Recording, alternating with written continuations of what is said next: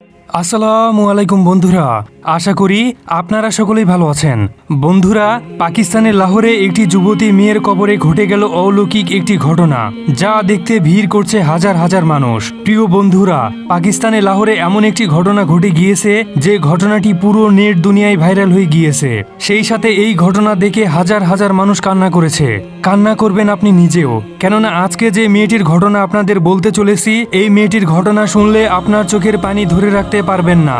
এবং আজকের এই ভিডিওতে রয়েছে সকলের জন্য শিক্ষা। সেই শিক্ষা পেতে আমাদের আজকের এই ভিডিওটি না টেনে একেবারে শেষ পর্যন্ত দেখতে হবে। তাহলে চলুন দেখে আসা যাক পাকিস্তানের লাহোরে সেই যুবতী মেয়ের কবরে কি এমন ঘটে গিয়েছিল যা দেখতে হাজার হাজার মানুষ ভিড় করছে।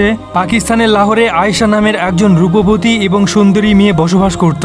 সে ছিল ওই শহরের সবচেয়ে সুন্দরী মেয়ে। সে ছিল সবচেয়ে মেধাবী শিক্ষার্থী।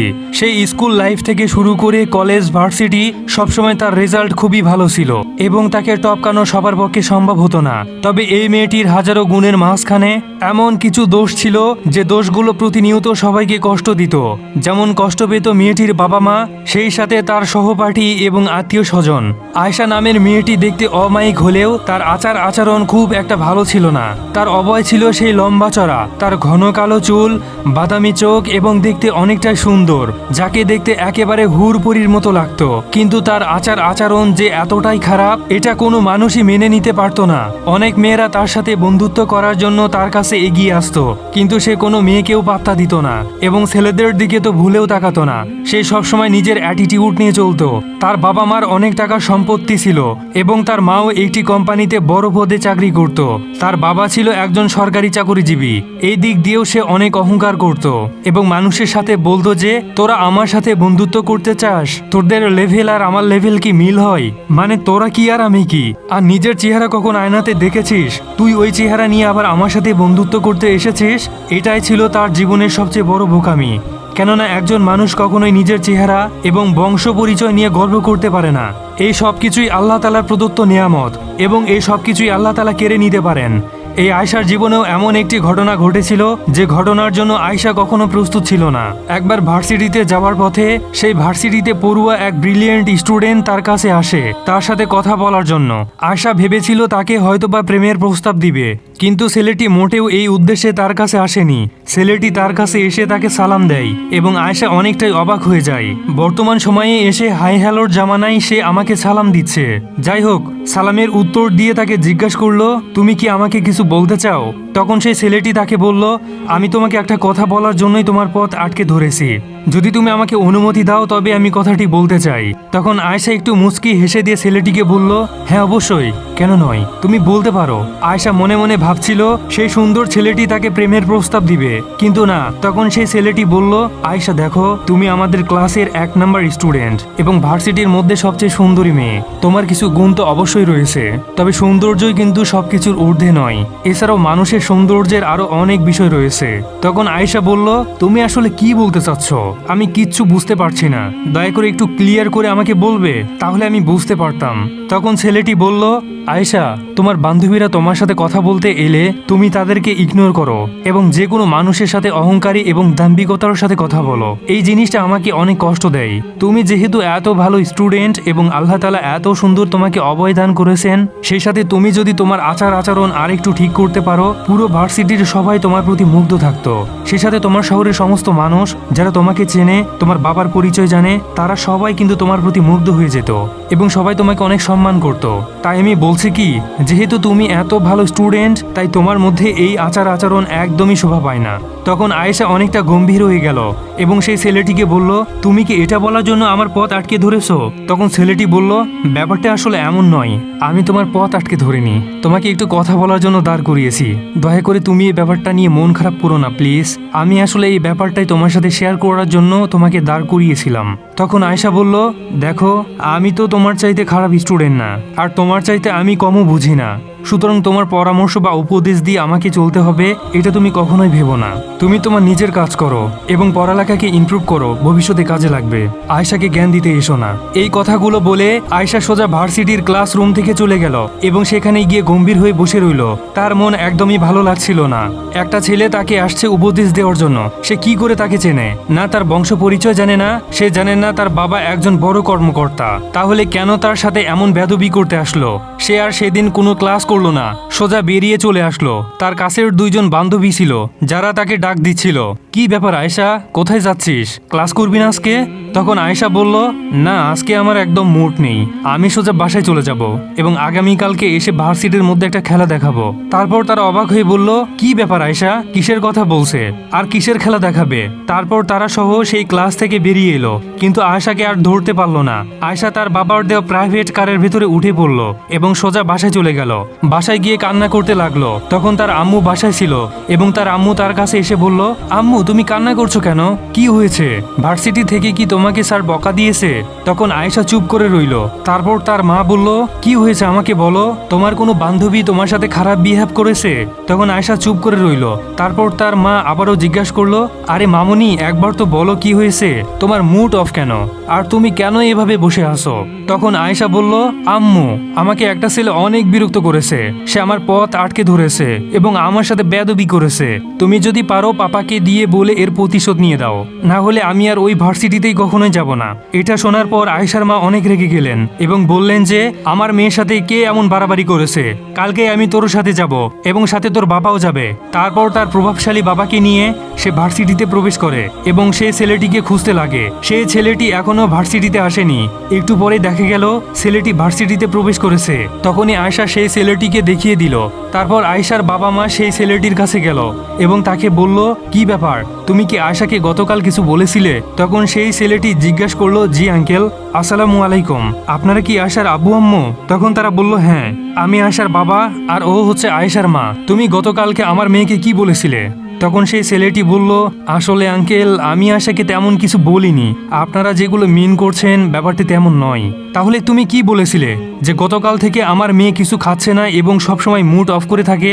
তখন সেই ছেলেটি আঙ্কেল এবং আন্টিকে বলল, আঙ্কেল আপনাদের মেয়ে খুবই রূপবতী এবং গুণবতী এবং লেখাপড়ার দিক দিয়েও সবচেয়ে এগিয়ে। তার ভিতরে কিছু খারাপ দোষ আছে, হয়তোবা আপনারা নিজেরাও সেগুলো জানেন। আমি সে ব্যাপারে একটু কথা বলেছিলাম। তখন আঙ্কেল এবং আন্টি তাকে জিজ্ঞাসা করলো, তুমি কি বলেছিলে, সোজা স্পষ্ট করে বলো। তখন ছেলেটি বলল, আমি শুধু এইটুকুই বলেছিলাম, আয়েশা তুমি তো এত ভালো একজন স্টুডেন্ট এবং এত সুন্দর একজন মেয়ে, তোমার একটু সুন্দর আচরণের প্রয়োজন। মানুষের সাথে যদি ভালো বিহেভ করো তাহলে তোমার মান সম্মান অনেকটা বেড়ে যাবে।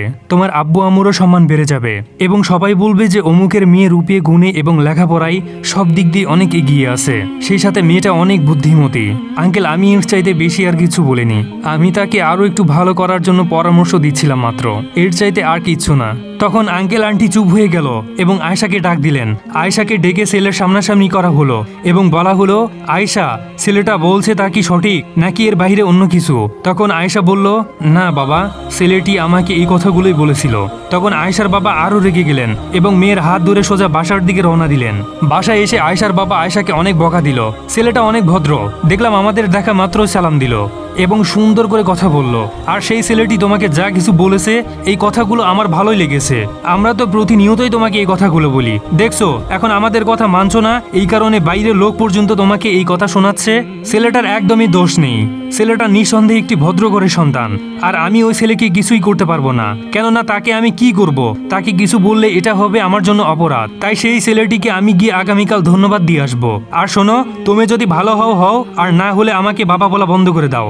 আমি তোমাকে আমার নিজের মেয়ের পরিচয় দিতে চাই না, শুধুমাত্র নিজের আচরণটা ভালো করতে পারছো না, এটা তোমার জন্য অনেক লজ্জার বিষয়। আরো অনেক কথা বলে আয়েশার বাবা সোজা বাসা থেকে বেরিয়ে বললেন। সেদিন দুপুরের খাবার পর্যন্ত খেলেন না, অনেক রাগান্বিত ছিলেন আয়েশার বাবা। আয়েশা অনেক কান্নাকাটি করছিল, তার মা তার কাছে এসে বোঝাতে লাগলো, দেখ মা, তোর বাবা যেগুলো বলেছে সবকিছুই সত্যি কথা। আজ বাদে কাল তুই যখন অন্যের ঘরে যাবি তখনও যদি তুই শ্বশুর শাশুড়ির সাথে এমন বিহেভ করিস তাহলে কি তারা তোকে তাদের বাড়িতে রাখবে? কখনোই না। আর স্বামীর সাথে যদি এরকম আচরণ করিস তাহলে তোর স্বামী একদমই তোকে মহাব্বত করবে না, সেই সাথে বিবাহ বিচ্ছেদ হওয়ার সম্ভাবনাও থাকবে। তাই বলছি বাবার বাড়িতে থাকা অবস্থায় নিজেকে শুধরিয়ে নে মা, তাহলেই তোর জন্য ভালো হবে। আয়শা বলল, তুমি এখান থেকে যাও তো মা, আমাকে একটু একা থাকতে দাও, তোমরা সবাই মিলে একেবারে আমাকে পাগল করে দিচ্ছ। তারপর তার মা সেখান থেকে চলে গেল। এদিকে আয়শার দিন খুব একটা ভালো যাচ্ছিল না, মন খারাপ হয়ে গেল। কি থেকে কি হয়ে গেল, সবাই তাকে এভাবে উপদেশ দেওয়া শুরু করে দিল। সে আর একদম মেনে নিতে পারছিল না। এর 3 সপ্তাহ পর তার বাবা একটা ছেলের সম্বন্ধ নিয়ে আসে এবং আয়শাকে সেই ছেলের ছবি দেখালো এবং তাকে বলল যে এই ছেলেটি তোমার জন্য নির্ধারণ করা হয়েছে, যদি তোমার কোনো আপত্তি না থাকে তবে তার সাথে আমি তোমার বিবাহ দিতে চাই। আমার পক্ষে বিয়ে করা সম্ভব না, আমি আরও লেখাপড়া কন্টিনিউ করতে চাই। তখন তার বাবা বলল, তোমার যে বিহেভ, তোমার যে আচরণ, তোমার যে রিপোর্টেশন, আমি আর তোমাকে পড়াতে চাই না, কেননা তোমার কারণে আমাকে অনেক মানুষের প্রশ্নের সম্মুখীন হতে হচ্ছে, তাই আমি আর তোমাকে পড়াতে চাই না। আর তোমার জন্য আমি যে রকম ছেলে খুঁজেছিলাম আমি সেই রকম ছেলে পেয়ে গিয়েছি, সুতরাং তোমাকে এই ছেলেকে বিয়ে করে নিতে হবে। তারপর আয়েশা আর কোনো উপায় পেল না এবং সে ওই বিবাহ বন্ধনে আবদ্ধ হয়ে গেল। মহা ধুমধামে তাদের বিয়ের কার্য সম্পূর্ণ করা হলো। ছেলেটি একটি সরকারি জব করত এবং উচ্চপদস্থ চাকরি করত, সেই সাথে অনেক টাকা স্যালারি পেত। ছেলেটিও দেখতে খুব স্মার্ট ও সুদর্শন ছিল। আয়েশারও ছেলেটিকে অনেক ভালো লেগেছিল, কিন্তু আয়েশা তো নিজের চরিত্রকে ঠিক করতে পারছিল না, নিজের আচরণ ঠিক করতে পারল না। বিয়ের 3 মাস পর থেকেই সে আবারও আগের ক্যারেক্টারে ফিরে গেল। সবসময় স্বামী এবং শ্বশুর শাশুড়ির সাথে বাজে বিহেভ করত। একটা সময় সেই আয়েশার স্বামী তার শ্বশুরকে কমপ্লেন করে, উপায় না পেয়ে ছেলেটি কমপ্লেন করেছিল। এটা শুনে আয়েশার বাবা অনেক রেগে গেল এবং আয়েশাকে দাওয়াত করে তার বাড়িতে নিয়ে আসলো এবং এখানে এসে অনেক বকা দিল। বকা শুনে আয়েশা বলল, তোমাদের অত্যাচার এখন আর আমার সহ্য হচ্ছে না, আমি আর ওই ছেলের বাড়িতে যাব না, করব না সংসার, যাব না তার বাড়িতে, সারা জীবন এখানেই থাকবো। তখন আয়েশার বাবা বলল, তুই এখানে থাকতে পারবি না, তোর জন্য এই ঘরের দরজা চিরতরে বন্ধ হয়ে গিয়েছে, তোর গেলে সেখানে যেতে হবে আর নয়তো আমার বাড়ি থেকে বের হয়ে যেতে হবে। এইভাবে বাবার সাথে অনেক তর্কাতর্কি এবং রাগারাগি। আয়েশার জীবনে যে এমন একটি ঘটনা ঘটে যাবে সেটা আয়েশা একবারও আন্দাজ করতে পারেনি। আয়েশা তার সীমা অতিক্রম করে ফেলেছিল, তার কারণে তার সাথে এমন ঘটনা ঘটে গেল।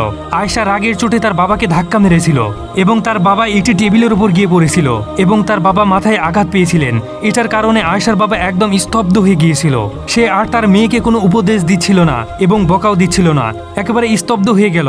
মানে আয়েশার বাবা অন্তরের ভিতর এতটা আঘাত পেয়েছিল যে আঘাত আয়েশার বাবা নিতে পারছিল না।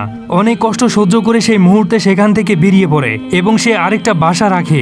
এই বাসায় সে একাই থাকতো, সে কখনো নিজের বাসায় আর যেত না। নিজের মেয়ে এবং বউ সে বাড়িতে থাকতো, সমস্ত খরচ পাঠাতো, কিন্তু সে লজ্জায় আর বাসায় ফিরতো না। এদিকে আয়েশাও সে স্বামীর সাথে সম্পর্ক শেষ করে দিয়েছিল আর নিজের বাবার বাড়ি থেকেও সে কোথাও যেতে পারছিল না, কোথায় বা যাবে। আর বাবার সাথে যে আচরণ করেছে এই আচরণ কোনো ভালো মেয়ের পক্ষে সম্ভব নয়। সে জীবনে অনেক ভুল করে ফেলেছে। সবচেয়ে বড় ভুল হচ্ছে সে তার বাবার সাথে খারাপ ব্যবহার করেছে, যার কারণে তার জীবনে একটা খারাপ অধ্যায় নেমে এলো। অল্প দিনের মধ্যে আয়েশার এই সুন্দর চেহারা হতে লাগলো কেমন যেন একটা মলিন হতে লাগলো। আয়েশা আয়নার সামনে গিয়ে দেখলো যে তার চেহারা কিছুটা ফ্যাকাশে হয়ে গিয়েছে।